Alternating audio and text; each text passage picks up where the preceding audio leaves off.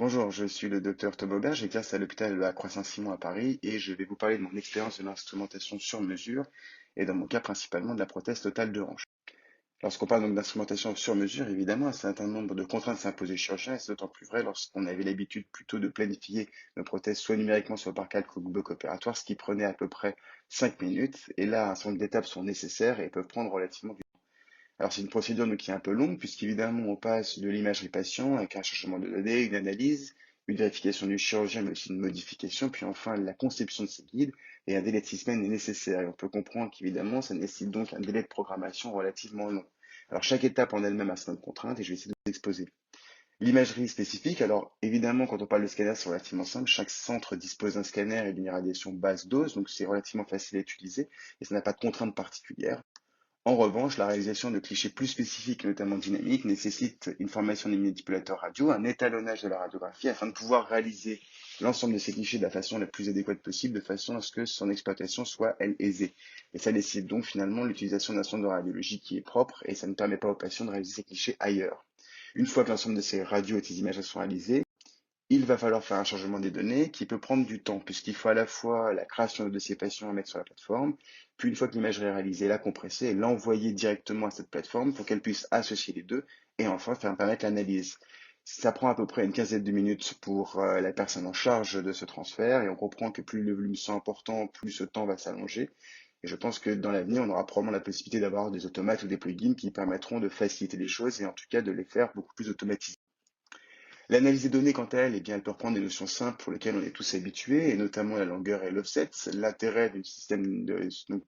d'instrumentation sur mesure, c'est qu'elle permet l'utilisation du scanner, qui va être beaucoup plus fiable à la fois sur l'offset, mais aussi sur la longueur, et de pouvoir les modifier en tout cas aux envies du chirurgien. Certaines données peuvent être un peu plus complexes au début, et l'ensemble des systèmes de planification aujourd'hui intègrent la mobilité du bassin, corrélée aux anomalies notamment spinopelviennes,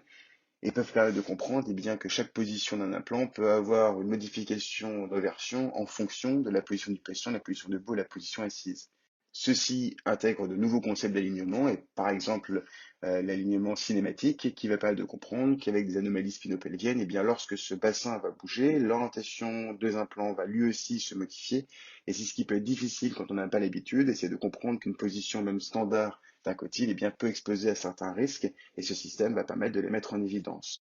Heureusement, aujourd'hui, l'ensemble des systèmes permet d'être relativement clair, aisé, et permet de comprendre bien, qu'à chaque modification à la fois de longueur, d'offset, de positionnement et de version fémorale ou acétabulaire, bien, le système va permettre d'alerter sur les risques d'edge loading, d'impingement, de décoaptation, voire de luxation, et chaque finalement bien, risque peut être corrigé directement par le chirurgien pas à pas, ce qui peut prendre un peu de temps au début et redevient facilement aisé par la suite. Une fois que finalement bien, l'ensemble des risques est maîtrisé, contrôlé, que le chirurgien a fait la planification qu'il souhaitait, bien on va pouvoir aller à la conception de l'ensemble.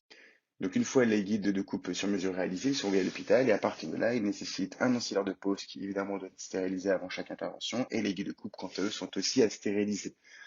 Évidemment, l'ensemble de ces systèmes a un coût et un coût supplémentaire puisque nous ne sommes pas dans le cadre de prothèses sur mesure et donc ces implants ne rentrant pas dans le cadre du GHS et donc financés par la sécurité sociale, ils restent eux à la charge de l'établissement et enfin on a la stérilisation avec à la fois l'ancillaire de pose mais aussi les guides sur mesure qui nécessitent d'être stérilisés. Donc, il existe un certain nombre de contraintes dans cette chirurgie, principalement les délais de conception. Heureusement, finalement, ces délais peuvent être réduits, et notamment d'une dizaine de jours, si dès l'ouverture de la plateforme, le chirurgien fait ses modifications et valide son plan. Le temps de chargement sur la plateforme peut paraître relativement long, mais une automatisation de ce système-là permettra là aussi de gagner du temps. Le coût, mais quand on compare ça aujourd'hui aux nouvelles technologies dont on parle aujourd'hui, à la fois les robots, la navigation et l'ensemble des consommables qui sont utilisés, il reste finalement réduit. Et enfin, une courbe d'apprentissage, puisqu'il y a un certain nombre de nouvelles informations qui sont exposées au chirurgien, mais qui, une fois qu'il est maîtrisé, bien, donne 5 minutes pour la planification et puis finalement 5 minutes péropératoire, avec un temps finalement relativement gagné, puisque la sécurité de ces implants et notamment la